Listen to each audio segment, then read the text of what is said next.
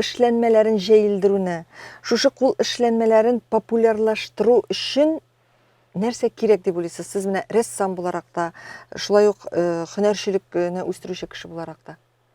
Менә без укыганда бер кайчан да сорамыйдык, күпме акча аласың дип. Ничектер менә шулай яратып килдең син һөнәрне. Ә хәзерге секендә балаларның беренче сораулары күпме торачак бу әйбер, күпме эшләргә кирәк дигән менә дөнья Иҗат үзгәрде. икенче урынга күчәйме? Беренче урынга Аларны менә акча. бу матдият аларны кызыктыра күбрәк.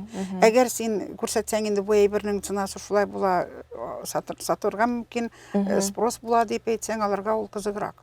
Ә бит күп художникларның сәләтле эшләре еллар буе ятырга может. Әйе, әйе. Ул өлкәнрәк буын рәссамнар да, һөнәрчеләр дә алар ничектер моңа инде тынычрак карый. Тынычрак карыйлар да. Ә яшьләргә инде күбрәк акча кирәк аларга.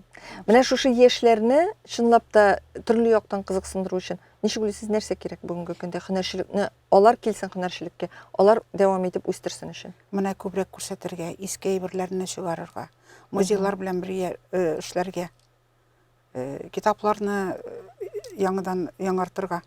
Менә бик күп китаплар бар, аларны издавать итәргә кирәк яңадан. Әйе, ул китапларда бит Резидә ханым чынлап та теге борынгы безнең булган бүтән ысуллар шуларда саклана. Алар кайберләре чынлап та бүгенге көндә сатуда юк бит әле аларга чыкмаган, бастырылмаган. Менә шул Казан селегесе, нинди матур әйбер.